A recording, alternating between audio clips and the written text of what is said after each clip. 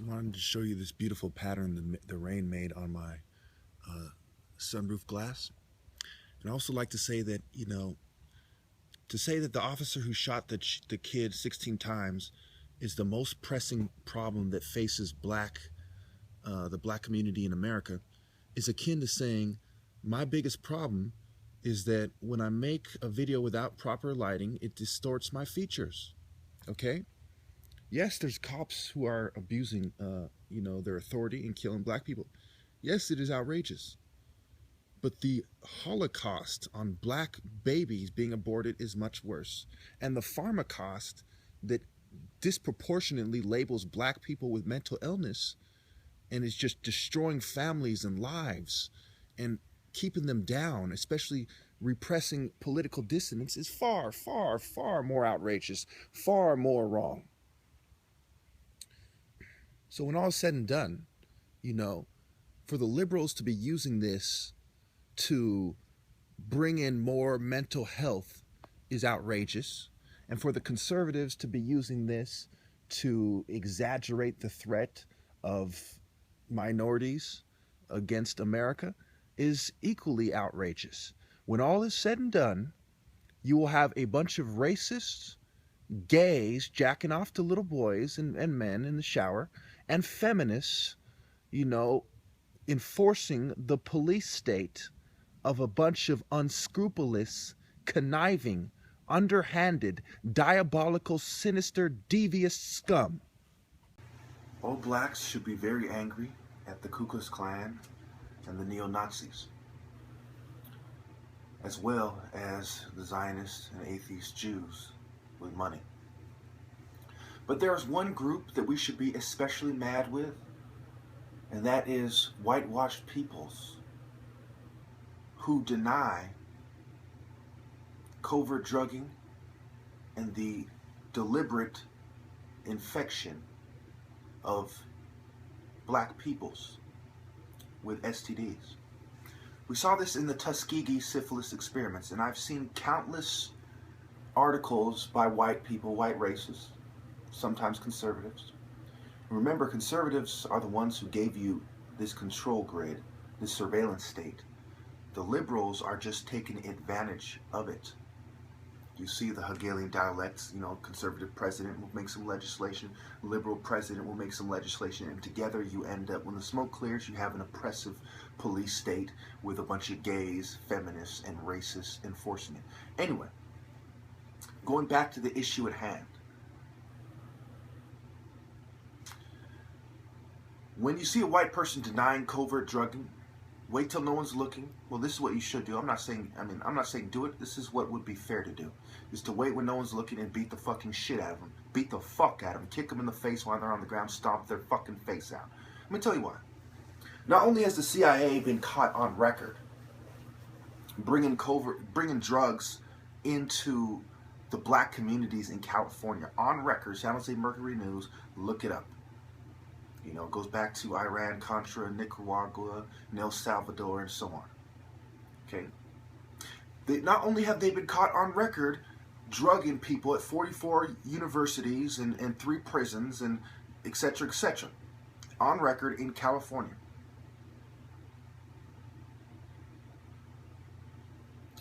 But they have been caught in the Tuskegee syphilis experiments. Now, this is going back to my original point. I've seen countless articles about this by white racists who say it is a myth that the government injected black people with syphilis. Now, this is avoiding the argument. This is misrepresenting the argument. The government didn't inject black people with syphilis on record. Perhaps they did it off, I don't know. But they infected black people as a result of their syphilis experiment. Many black women contracted syphilis as a result of having sex with black people who were not receiving treatment because they were experimented on. Now, a lot of people don't grasp that. But that was on cdc.gov, and I will put it in the comments. This is not some conspiracy theory. That is on record. The Center for Disease Control on record said that was the reason they contracted it. So you see what Whitey's doing here. Whitey loves playing stupid. He loves misrepresenting the arguments. He loves covertly drugging and then having his people deny it. So the scum who do it are horrible. The lowlifes who deny it and then pretend that they are more intelligent than you are conniving dogs, lowly trash. Period. So let's look at my situation, shall we? The same scum who have been covertly drugging blacks on record on a large scale, individual experiments on groups of blacks in the ghetto, etc. The same filth who still bring in the drugs to this day, who collaborate with the drug cartels to bring in drugs to the street gangs in Los Angeles and Chicago and Oakland and so on and so forth, are the same scum who are ultimately responsible for covertly drugging me. The only crime that I've committed is telling the truth. I have not done anything that goes against the Constitution in years. I have not committed any crime in years. But they have. Every single day, they covertly drug me, and they have no excuse. When you look at the story of my life, the first time I ever went to the psych ward, I went next door to see the neighbor's daughter. I was 5 steps outside the gate. My dad could not take the idea that I would leave the premises without his permission. So he found that rather disconcerting. And so when I came back, him and my uncle grabbed me, took me to the psych ward illegally. They said, hey, you're not supposed to do that. You're supposed to call the police and explain what happened to them. Now, had he called them, they probably would have been confused about what to do. But they probably, in the end, would have done what he wanted them to do because of everyone has a social status assigned to them, and the pigs tend to do the bidding of the people with the higher social status, which usually are rich people, but can be doctors and lawyers, less rich people, etc. That's how it started. From that point on, as far as the system was concerned, I was mentally ill. And every time anything seemed to be out of the ordinary, I need to be put in the psych ward, according to them, and stabilized on medication. Now you could say, well, it was my parents' fault for misconstruing the situation, but that is false. Who put it in their head that when you see abnormal behavior, you should jump to the conclusion of mental illness? And who does that to this day in their marketing ads, etc., etc.? In a way, my parents were a victim of an overzealous marketing department in departments in major pharmaceutical companies all over the world. They're a victim of psychiatrists who want to fill their coffers and their pockets. They're a victim of misinformation by a bunch of control freaks who want to spread their hegemony and their inferior Western culture. And to this day, they are holding that over my head. Mark my words, I have never done anything in my entire life that would suggest mental illness. However, I have been drunk in public before. I have been covertly drugged by dogs, and I've proven that. Now, speaking of that, I want you to listen very carefully. When I was at Fremont Hospital in 2011 or 2012 for arguing with my parents, they said, you have methadone in your system. Do you have any idea how that got there? Now, they didn't ask me. Now, keep in mind, I'm sure they will deny this because they're a bunch of government bootlickers, but the Indian psychiatrist told me this. I swear to God, on my ancestors, this happened. She said to me, do you have any idea how that got? She didn't say, why do you take methadone? She didn't say, you're a drug addict, you need to seek help. Even she said, do you have any idea how that got there? Now, number one, if she was lying, which is a possibility, it was to put it into my head that they're covertly drugging me so that I complain about it, okay? Which obviously is happening. They want the things that they're doing to make you complain about them so you look crazy. You know, they're following me, they're covertly drugging me, they're gassing me. They want you to claim that, you know, if you hallucinate from whatever drugs they're giving you, they want you to say, I'm seeing things and I think the government is using technology. And if they are using technology, which I honestly don't know, they want you to, I'm sure they are in some people, covertly experimenting on with technology and neuroimaging and frequency weapons and so on. They want you to say that they're doing that so that you look crazy. But I don't believe that's what she said. I believe that she honestly had the same question that all of you should have right now. Well, why did she say that? For example, if she had found cocaine in my system, she would have said, hey, you have a cocaine habit, you know, and we want you to seek treatment. She would have came to the conclusion, the first thing she would have thought of is that you're on cocaine. But methadone, she didn't think of this as something that people commonly abuse. She thought of, well, how did that get in the system? You see, they were covertly drugging me back then. It intensified in around maybe, you know, June of 2012, but they were covertly drugging me pretty much going back to 2010, 2011. Okay? On record, there was a drug in my system that nobody knows how it got there. And I don't take methadone. I never abused prescription pills in my life.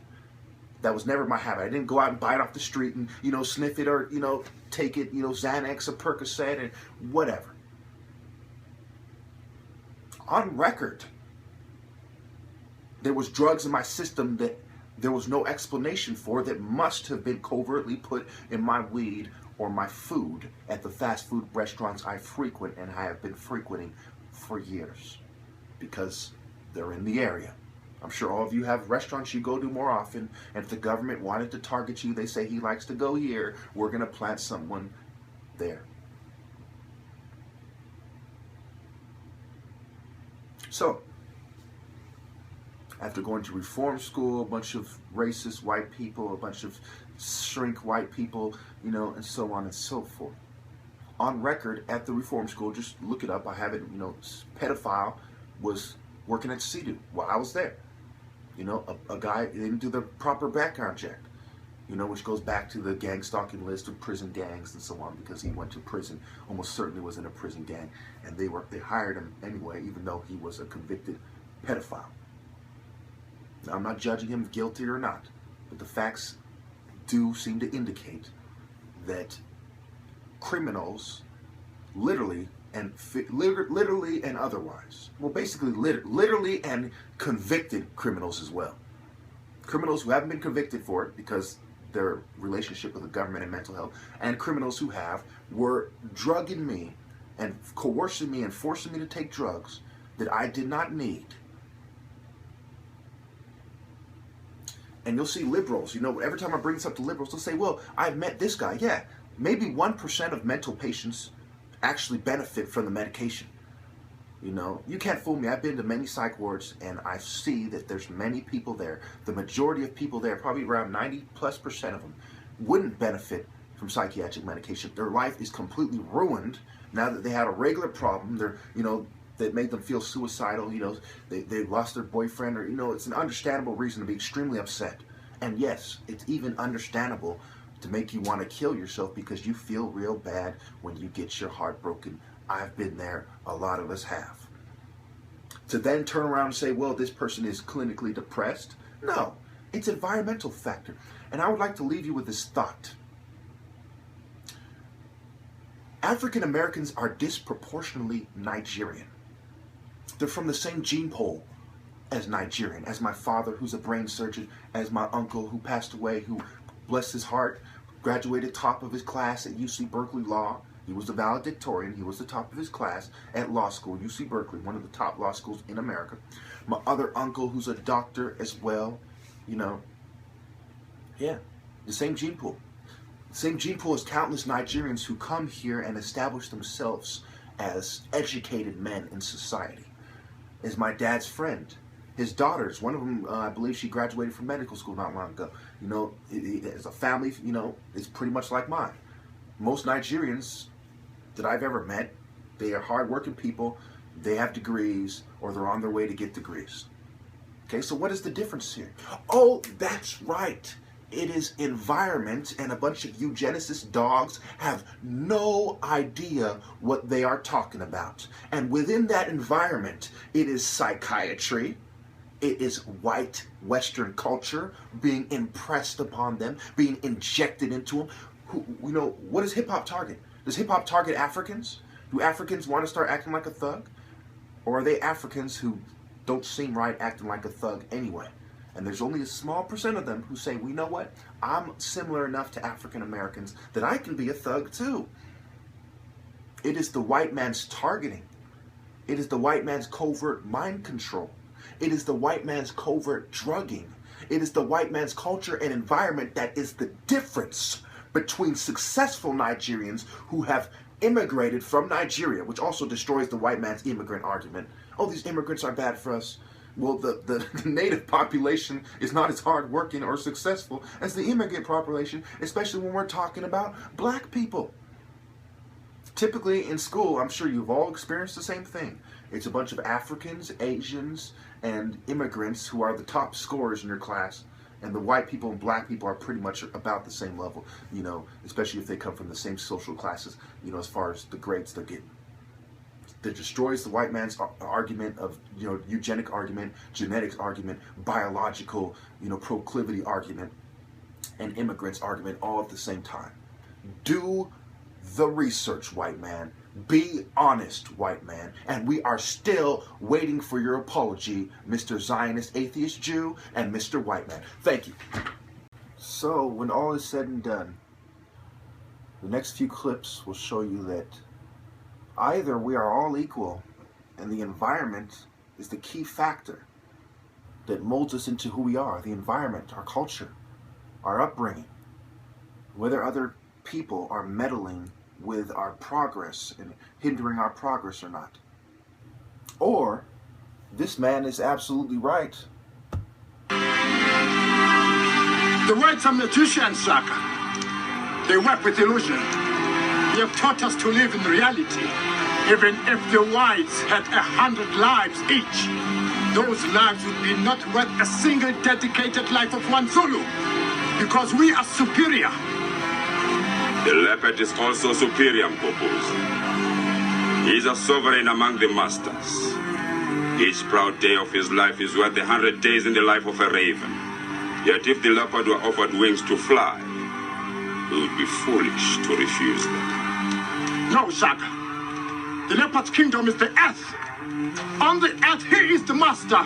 In the skies, he becomes a victim. If the whites offer you wings, it is because they wish to make you their victim. Real fast.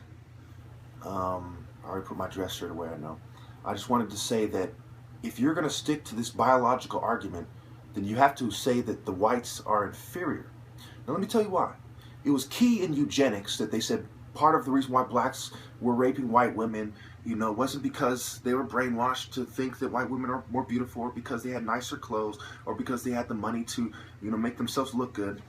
But it was because they wanted to increase their own gene pool. So part of the eugenic argument is that when you have a mixed black person, he will be superior to the black population, the more pure black population, because of his white genes. Okay, so if you're going to stick to the argument that it's biology that causes human success, then you must say that white people are inferior. Because who is mixed with white?